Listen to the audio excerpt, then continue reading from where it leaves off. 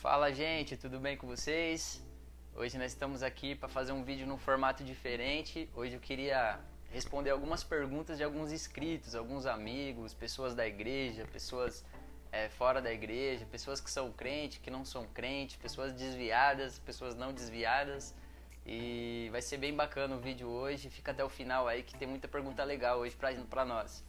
E antes de começar o vídeo, você que gostaria de ter uma renda extra, gostaria de trabalhar apenas tendo um celular em mãos e uma internet, vai ter um curso, 21 dias para você aprender a ganhar dinheiro na internet.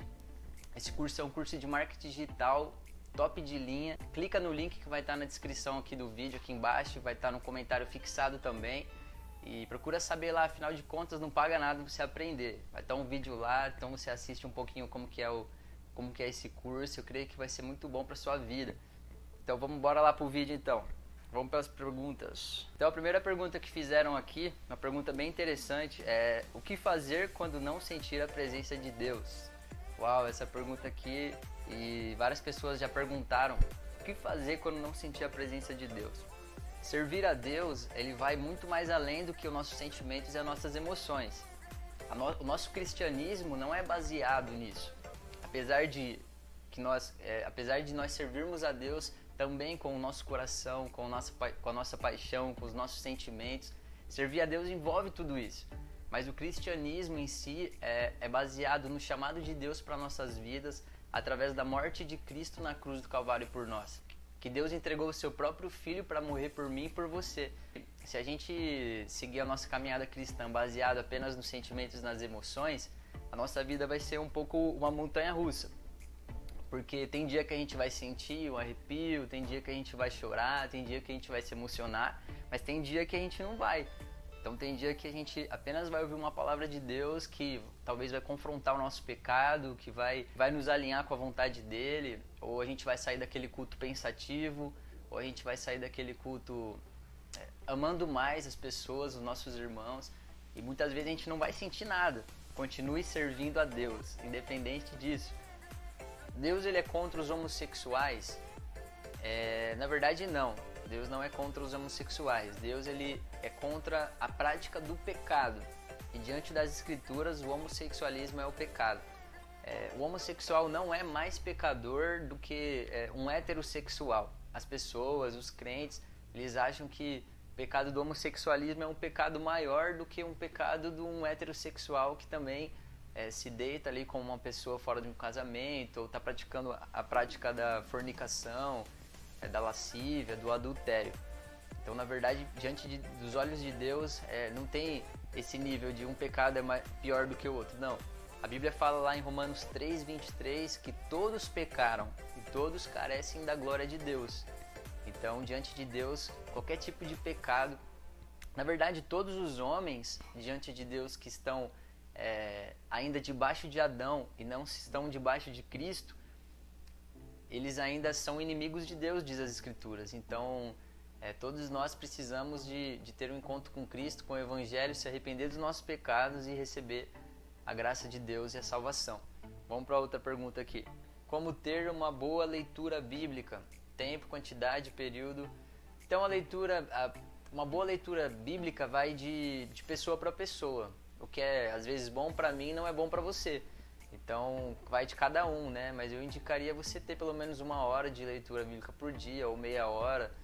Você lê ali o Antigo Testamento, junto também ali com o Novo Testamento. Mas ali vai de pessoa para pessoa. Vamos lá, outra pergunta aqui. Posso me relacionar com alguém fora da igreja? O que eu penso, e a Bíblia dá alguns sinais também, é que um cristão ele teria que se relacionar com uma pessoa ali da mesma crença, da mesma fé, uma pessoa que professa a mesma fé que ele, né? Lá em Coríntios diz assim que para nós não colocarmos em julgo desigual, né? Então é muito complicado isso, porque uma hora a pessoa ela vai ter problema com esse relacionamento, né? Porque ela vai querer servir a Deus e a outra pessoa, por não ser convertida, ela talvez não vai querer servir a Deus junto. Então é muito difícil, assim, eu não indicaria. Eu indicaria um cristão, ele está sempre procurando alguém do mesmo jugo que ele, do mesmo propósito, para que a pessoa não tenha problema aí futuramente. Vamos lá. Quando alguém sai da igreja local e vai para outra igreja, ele está fora de um propósito? Não necessariamente, né? Eu acredito assim que se de repente a igreja que você está saindo, ela não está representando ali a sã doutrina bíblica, ela na verdade não está pregando ali o verdadeiro evangelho, ou a teologia não é uma teologia bíblica. Existe uma série de fatores para você sair hoje da sua igreja. Então, uma das coisas mais importantes, eu acho que assim, essenciais para você sair da igreja é a questão da essência do evangelho, né? Lá é pregada a palavra de Deus. Se a igreja que você saiu, ela não está sendo pregada a palavra de Deus, então você deve sair desse ministério mesmo e procurar outro que esteja pregando a verdade, a palavra de Deus, porque isso é um valor inegociável. E não quer dizer que você esteja fora de um propósito. Tatuagem é pecado? E assim, na verdade a Bíblia não fala sobre tatuagem, né? No Antigo Testamento tem uma passagem lá de Levítico que na verdade nem pode ser usada. Lá algumas pessoas daquela época estavam utilizando, fazendo algumas marcas no corpo, né? Ali para homenagear os mortos, né? Que haviam morrido. E Deus advertiu para que eles não fizessem marcas no seu corpo, ali para homenagear aqueles mortos, né? Aquele parente falecido e tal. Então, no Novo Testamento não fala especificamente, mas é bom você pensar antes de você fazer uma tatuagem sobre os efeitos colaterais que isso pode causar, né, na sua vida, né? Na verdade, você tem que pensar se vai te atrapalhar de você arrumar um emprego, se a sua mãe ou seu pai está de acordo, se você mora ainda debaixo do mesmo teto deles, se você é casado, se o seu cônjuge ele concorda ou não concorda. Isso é bem importante você pensar antes de você tomar uma decisão dessas. Então eu penso nisso, eu acho que tem que examinar essa série de fatores, e se você tem vontade de maior de 18 anos, vai lá e faça. Vamos lá, outra pergunta aqui. O que é Talmidim? Talmidim, né? Que é o nome do nosso canal. Talmidim eram os discípulos dos rabinos, né? No tempo de Cristo.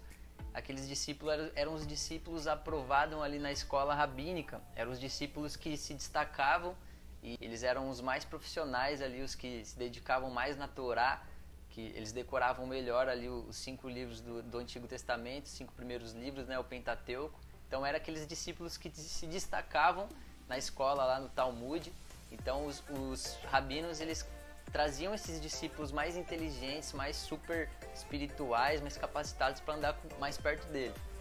E Jesus também tem os seus talmidins, né, hoje no Novo Testamento, né? Então são os endividados, amargurados, aqueles que a sociedade julga não ser nada, né? São os loucos, né? Deus chama as coisas loucas para confundir as sábias. Os talmidins de hoje é eu e você. Vamos lá para outra pergunta. Inconstância na salvação. Porque eu sou inconstante na salvação. Eu acho que, pelo que eu entendi a pergunta, você é uma pessoa inconstante. Uma hora você crê que você é salvo, uma hora você crê que você não é salvo. Deve ser isso. Certas pessoas que creem que a salvação se perde, que são os arminianos, na linha do Armínio, e tem os calvinistas, né, que eles não creem que a salvação se perde. Uma vez que você é salvo, você sempre será salvo. Então, assim, eu acredito que a partir do momento que você crê na obra de Cristo na cruz, você crê que Ele morreu por mim e por você, ao terceiro dia Ele ressuscitou, e com sua boca você confessa, né, e no seu coração você crê, a partir daquele momento você é salvo. Lá em Efésios, a Bíblia diz assim que a salvação é um dom de Deus, é um dom gratuito do Senhor para nós. Então a salvação é pela graça mediante a fé. A graça é o favor imerecido, né? Não vem de nós, mas é dom de Deus, para que ninguém se glorifique, se vanglorie diante de Deus, né? Pelas suas boas obras. Então assim, eu acredito que a partir do momento que você crê que a salvação é pela graça, não é pelos nossos méritos, é pelo mérito de Cristo na cruz por nós, isso traz uma paz, isso traz um descanso, porque não depende de mim, de você, né? Muitas pessoas, elas por não terem uma constância na salvação, a vida delas são uma montanha russa, né? Uma montanha russa espiritual, uma hora que ela tá super bem, que ela tá servindo a Deus, que ela tá rompendo ali, né? lendo bastante, fazendo muitas orações, tendo um devocional bênção, ela acredita que ela é salva. Mas quando ela começa a ter aquela semana ruim, ter aquela fase meio difícil que todo crente tem, ela acredita que ela está perdendo a salvação dela. E isso é muito ruim, isso na verdade causa um grande problema na nossa vida espiritual. Então, fique em paz, você que creu em Cristo, você que foi chamado por Ele, você é salvo sim, tem essa convicção. Um cristão que se suicida, ele vai para o céu ou vai para o inferno? Gente, eu não sei responder essa pergunta. Na verdade, quem sabe é só Deus. Quem vai e quem não vai para o inferno, tá bom? Mas eu vou falar um pouquinho do que eu penso. Talvez alguns se baseiam no versículo de 1 Coríntios 3,17, diz assim: se alguém destruir o templo de Deus, Deus o destruirá, porque o templo de Deus que sois vós é santo.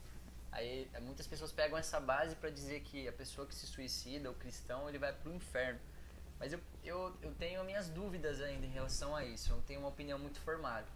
Eu acredito assim muito no que Deus ele não nos julga pelos nossos últimos atos ali. Eu acredito assim, eu vou dar um exemplo.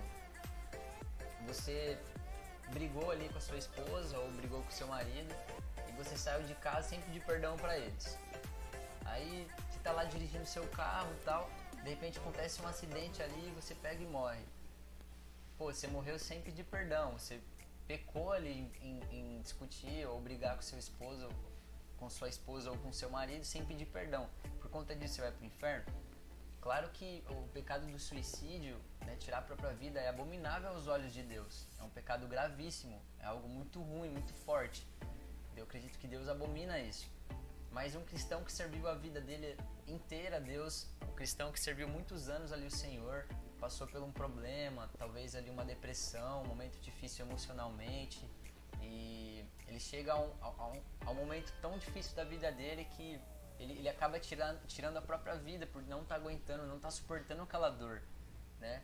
E será que Deus ele vai rasgar todos aqueles anos que essa pessoa, que esse cristão, esse servo, ele serviu a Deus ali intensamente, com o seu melhor, com tudo que ele tinha ali?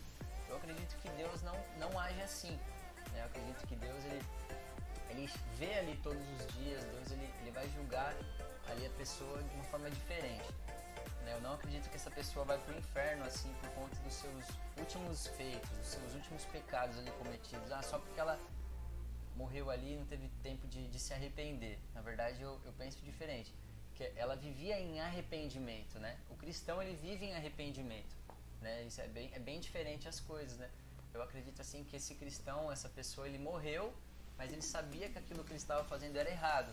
Né? Diferente do ímpio, na verdade o ímpio ele pratica os pecados, ele pratica aqueles atos pecaminosos, ele não tem um coração arrependido diante dos olhos de Deus, né? Ele não crê que aquilo é pecado, ele não tem o temor de Deus como aquele cristão tem. Então eu penso assim, eu tenho essa linha de raciocínio sobre isso. Então essas são as perguntas de hoje, a gente vai parar por aqui, senão vai ficar muito longo o vídeo. Mas eu vou separar um próximo vídeo para estar respondendo as outras perguntas aí. Se você curtiu, deixa um like, se inscreve no nosso canal. Peço que você compartilhe esse vídeo aí com seus amigos. Não deixa de ver o vídeo sobre o curso de marketing digital para você dar um upgrade aí na sua renda, na sua área financeira. E tamo junto e até a próxima aí. Falou!